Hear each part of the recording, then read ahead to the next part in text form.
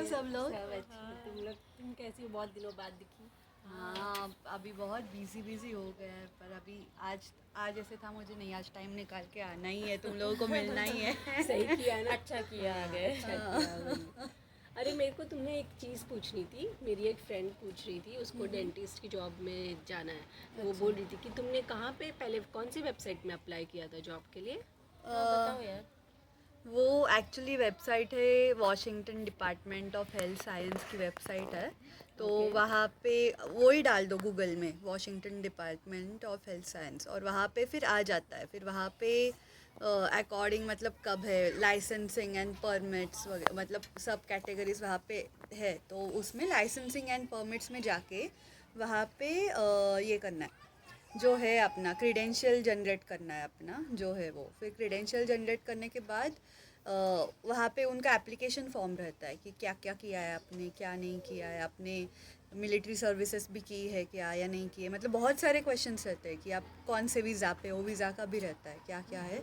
फिर वो सब फिल करने के बाद सबमिट कर देना है, और फिर आई थिंक 2 to 3 वीक्स में आपको पता चल जाएगा कि आपको रजिस्ट्रेशन मिला है कि नहीं मिला है। वो आपको कांटेक्ट करेंगे, आइदर थ्रू मेल और ईमेल, कोई कुछ भी करके कांटेक्ट करेंगे, और फिर आपको पता चलेगा कि मिला है कि नहीं मिला है। अच्छा यार, मैंने सुना है कि यहाँ की क्योंकि हवा बहुत अच्छी है तो लोगों की उम्र भी बहुत ज़्यादा होती है। तुम्हारा क्या कहना है इसके बारे में? हाँ यार, यहाँ पे लोग लंबा जीते हैं, मतलब उनकी उम्र बहुत बहुत लंबी होती है।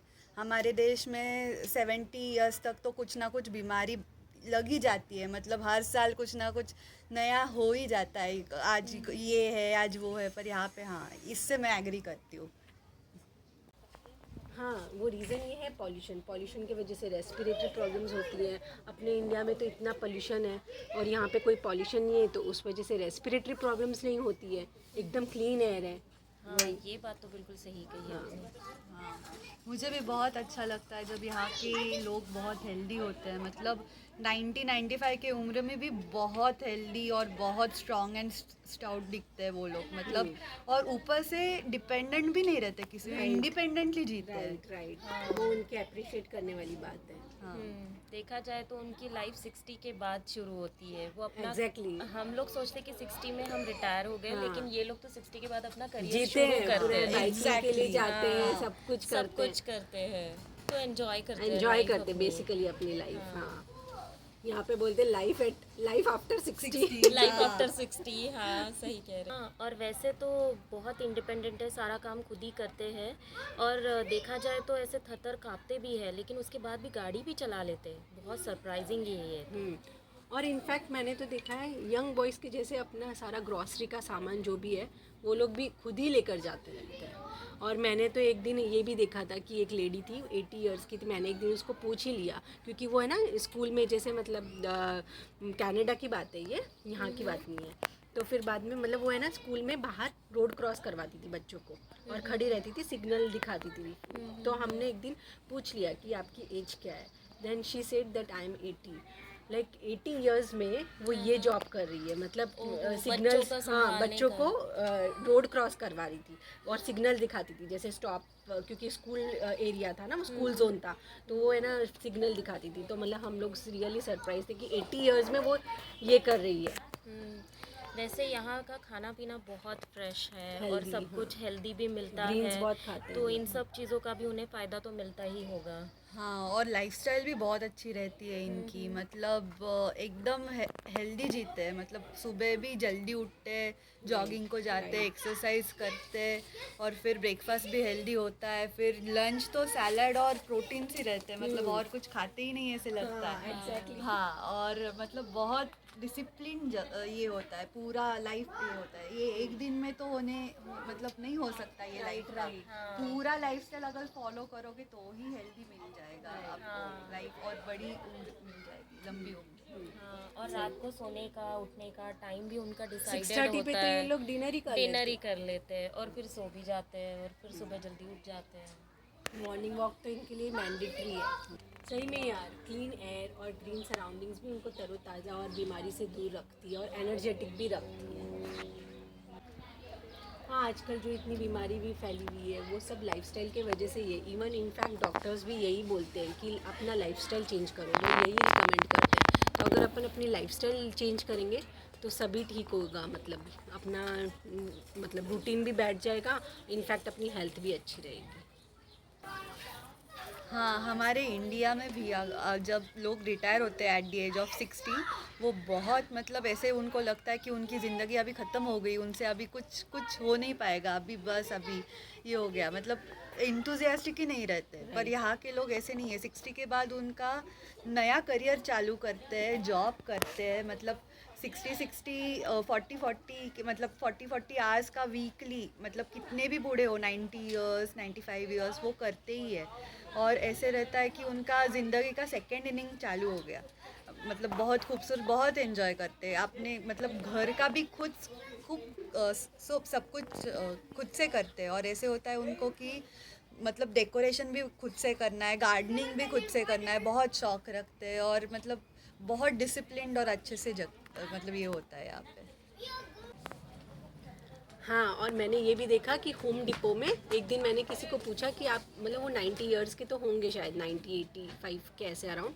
तो वो सारा है ना ये वुडन के जो अपने होते स्लैब्स और ये सारी सब चीज़ें लेकर जा रहे थे। तो मैंने ऐसे पूछा कि आप क्या करने वाले हो इनसे? तो उन्होंने बोला कि हम इनसे घर बनाने वाले हैं। तो सोचो वो लोग इस एज में अपना घर भी खुद से बनाते हैं। और एक इम्पॉर्टेंट बात कि यहाँ पे लोग पैसों के लिए काम नहीं करते हैं, बल्कि अपने आप को एंगेज रखने के लिए करते हैं और बड़े शौक से करते हैं। उन्हें काम करना बहुत पसंद है, वो आइडियल रह नहीं सकते हैं। हाँ, और रिटायर्ड एप्लीकेशंस को बहुत इम्पोर्टेंस दिया जाता है यहाँ पे, मतलब इरिस्पेक्टिव ऑफ योर एज और फिज़िकल कंडीशन यहाँ पे जॉब पर रख लेते हैं if they are willing to work, क्योंकि मतलब यंग लोग और एजेड लोग में सब इक्वल रहता है यहाँ पे, अपॉर्चुनिटी सबको इक्वल मिलती है। हाँ, और यहाँ पर वेटरन्स को तो बहुत रिस्पेक्ट दी जाती है। हाँ, वेटरन्स को तो बहुत से अलग से सेक्टर्स में डिस्काउंट भी काफ़ी मिल जाता है। हाँ, मैंने भी ये कई जगह देखा है। They really deserve this.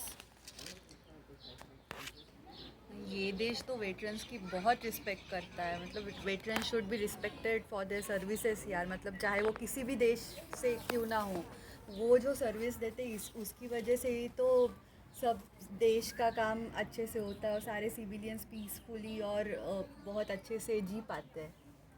हाँ।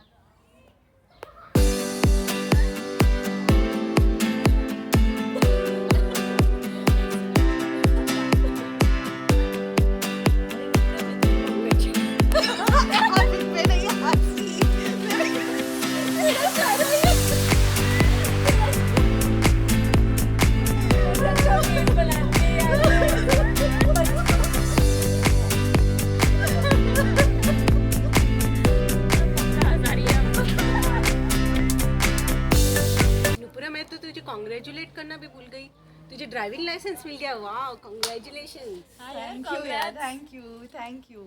हाँ, रोज़ वो कैब से जाना आना बहुत एक्सपेंसिव हो रहा था, तो अभी गाड़ी लेके जाती हूँ। नहीं, अच्छा है। सही है। Thank you.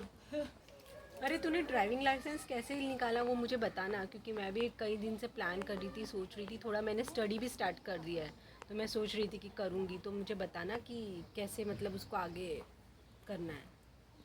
हाँ, ज़रूर, पक्का बताती हूँ। मैंने जो टेस्ट दिया था तो पहले वो मैं 911 स्कूल में चली गई थी, तो वहाँ पे उन्होंने मेरा ऑनलाइन रजिस्ट्रेशन करवाया।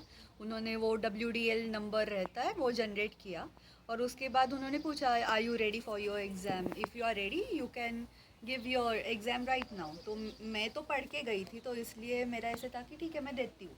तो उन्होंने फिर मतलब वो पेमेंट पहले ही करते हैं, तो उनका ऐसे है कि वो $30 में नॉलेज टेस्ट का 3 टेस्ट के लिए आप 3 बार अपीयर हो सकते हो। तो मैंने फिर ये किया, और फिर फर्स्ट टाइम पे तो मतलब मैं गई थी, मुझे लगा था कि हो जाएगा, पर फर्स्ट में मेरा नॉलेज 2 मार्क्स में हो गई, मतलब 40 क्वेश्चंस रहते हैं, तो उसमें से आपको पास होने के लिए 32 तो चाहिए, ऐसे रहता है। तो मेरे 30 हो गए, मतलब 2 मार्क्स से मेरा कम हो गया, हाँ रह गया। तो फिर मैंने सेकेंड अटेम्प्ट दिया, 2-3 दिन के बाद सेकेंड अटेम्प्ट दिया, तो सेकेंड अटेम्प्ट में मेरा अच्छे से हो गया, पास हो गया, कुछ प्रॉब्लम नहीं हुआ।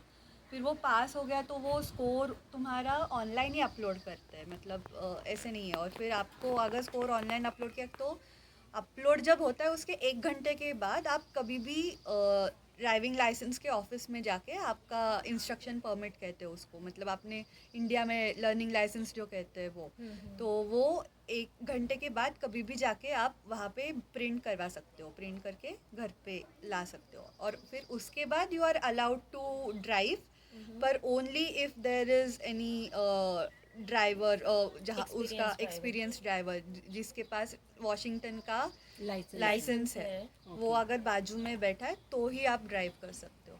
और ये नॉलेज टेस्ट का स्कोर भी 2 इयर्स वैलिड रहता है। तो अगर आप कॉन्फिडेंट नहीं हो और आपने इंस्ट्रक्शन परमिट ले लिया और 1 साल में दिया ही नहीं ड्राइवर्स टेस्ट, तो आप नेक्स्ट ईयर भी वो रिन्यू करके ड्राइवर्स टेस्ट दे सकते हो 2 इयर्स तक। और मैंने जो बोला था कि 40 क्वेश्चंस रहते हैं और 32 पासिंग, मतलब यू हैव टू बी मतलब 80% होता है, 80% इज़ पासिंग उनका। उनसे अगर 1 भी परसेंट कम हुआ 79% तो यू आर फेल, आपको और एक अटैम्प्ट करना पड़ता है, आपको वो पास नहीं करते। हाँ, और मैंने जब स्किल टेस्ट दिया था ड्राइविंग में तो बाकी का तो ठीक हुआ, पर मैं जब पैरेलल पार्किंग का कर रही थी तो जब रिवर्स आ रही थी तो मेरा सिर्फ इतना सा टच हुआ ये कर्ब को, तो उसने वहाँ पे भी पॉइंट्स काटे। मतलब ऐसे था उसका कि इतना स्ट्रिक्ट था वो कि नहीं, मतलब आपको देखना ही है रेड, अगर आप रेड लाइट पे चले गए तो वो तो वहाँ पे ही आपको ये करते हैं कि नहीं, ये तो मैंडेटरी है कि रेड लाइट पे रुकना ही है, ऐसे नहीं कि चले गए, ऐसे नहीं है।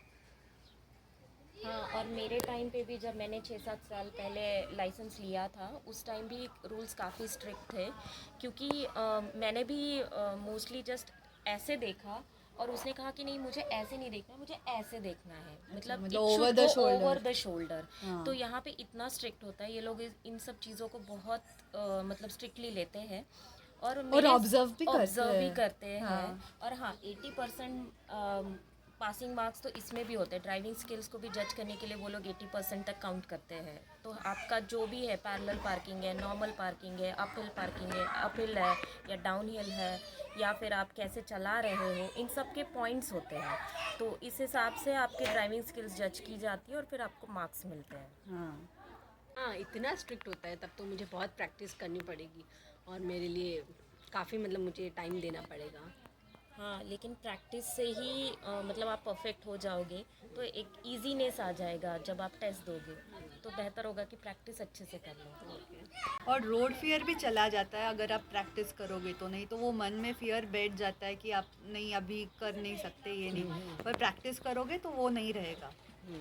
हाँ, और यहाँ पर ना लेफ़्ट हैंड ड्राइविंग होती है, तो इंडिया में तो राइट हैंड ड्राइविंग होती है। तो बहुत सारे लोग जो इंडिया से आते हैं उनको थोड़ा कन्फ्यूजन भी हो जाता है, तो इस बात का ध्यान रखना पड़ता है, क्योंकि वहाँ पे तो राइट हैंड ड्राइविंग होने के कारण हम लेफ़्ट साइड में चलाते हैं, लेकिन यहाँ पे लेफ़्ट हैंड ड्राइविंग होने के कारण हमें राइट हैंड साइड में चलाना हाँ, पड़ता है। और तो ये walk थोड़ा भी अपने को। कन्फ्यूजन क्रिएट होता है, तो इस बात का थोड़ा ध्यान रखना पड़ता है। और वॉक भी मोस्टली अपने को राइट में ही वॉक करना होता है।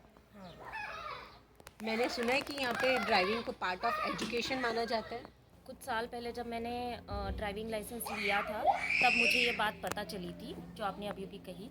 पर यहाँ पे क्या होता है ना कि लोग 16 साल की उम्र से ही अपने बच्चों को इनकरेज करना शुरू कर देते हैं ड्राइविंग लाइसेंस के लिए, क्योंकि यहाँ गाड़ी चलाना एक मस्ट है। यहाँ पे ट्रांसपोर्टेशन सर्विसेज इतनी अच्छी नहीं होती है। कई स्टेट्स में अभी डेवलप होने लगी है, लेकिन काफ़ी सारी स्टेट्स में अभी भी डेवलप नहीं हुआ है। फॉर एग्जांपल अभी वॉशिंगटन स्टेट में इतनी अच्छी कनेक्टिविटी है नहीं, लेकिन यहाँ पे गाड़ी चलाना शुरू से ही लोगों के लिए मस्ट रहा है। इंडिया में तो फिर भी auto rickshaw, cab services, truck, I mean train, options buses, है। ये बहुत सारे ऑप्शंस हो जाते हैं। यहाँ तक कि यूरोपियन कंट्रीज़ में भी बस और कैब सर्विसेज अवेलेबल होती है, लेकिन यहाँ पे इतनी अवेलेबिलिटी होती नहीं है सब चीज़ों की। तो इसीलिए यहाँ पे गाड़ी चलाना बहुत ज़रूरी है। लोग यहाँ पर 90 साल की उम्र के होने तक भी गाड़ी चला लेते हैं, क्योंकि ये तो बहुत मामूली बात होती है उनके लिए।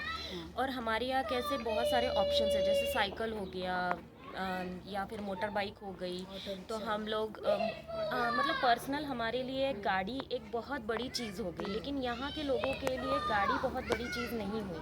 हम लोग मोस्टली ट्राई करते हैं कि हम लोग कभी बाइक खरीद लें या फिर मोटरसाइकिल खरीद लें, और लास्ट ऑप्शन हमारा होता है कि कार खरीद लो। इनके यहाँ होता है कि फ़र्स्ट ऑप्शन ये लोग कार खरीदेंगे क्योंकि ये बेसिक नेसेसिटी है, और उसके बाद ये लोग बाइक और फिर मोटरसाइकिल के बारे में सोचेंगे क्योंकि ये लग्जरी आइटम्स हैं उनके लिए। पर हमारे लिए इंडिया में कार ही लग्जरी आइटम्स होती है। हाँ, ये बात तो सही है। हाँ, यहाँ पे ट्रांसपोर्टेशन का फ्रीक्वेंसी बहुत कम है। एक तो मतलब बहुत एक एक घंटे के बाद रहती है, नहीं तो नहीं। और ऐसे है कि हर जगह पे भी स्टॉप्स नहीं है। मतलब जो मैं गाड़ी से अभी मेरा क्लिनिक जो जाती हूँ, मैं 15 मिनट्स में पहुँच जाती हूँ, पर वही अगर मैं बस से जाऊँ तो 2 बस मुझे चेंज करनी पड़ती है, और it takes 1.5 hour to reach my clinic. तो बहुत टाइम कंज्यूमिंग है। तो बहुत मतलब वो सब ये नहीं है कि कहाँ कैसे करना है। हाँ, और क्योंकि यहाँ पे ये नेसेसिटी हो गई है, तो मान लो कि हस्बैंड वाइफ दोनों काम कर रहे हैं, तो दोनों को अपनी अपनी गाड़ी चाहिए होती है ताकि वो अपना कम्यूट कर सके। और यहाँ पर क्योंकि ये कनेक्टिविटी का इशू हो जाता है, यहाँ पे कनेक्टिविटी इतनी अच्छी नहीं है, इसलिए ये बहुत ज़रूरी है कि हस्बैंड वाइफ दोनों के पास गाड़ी होनी चाहिए। यहाँ जो रिटर्न टेस्ट होता है जिसको नॉलेज टेस्ट कहा जाता है, उसमें क्या सेम क्वेश्चंस होते हैं सबके? नहीं, सबके क्वेश्चंस अलग अलग होते हैं। आपको दूर दूर बिठाया जाता है और आप किसी से कुछ पूछ नहीं सकते हो। हाँ, वहाँ पे बातें करना बिल्कुल अलाउड नहीं है। आपको अपने सीईटी के क्वेश्चंस कैसे थे ना, वैसे मल्टीपल चॉइस क्वेश्चंस रहते हैं, और फिर दूर दूर बिठाया जाता है और आप टाइम दिया जाता है, और उस पे आप कर दो।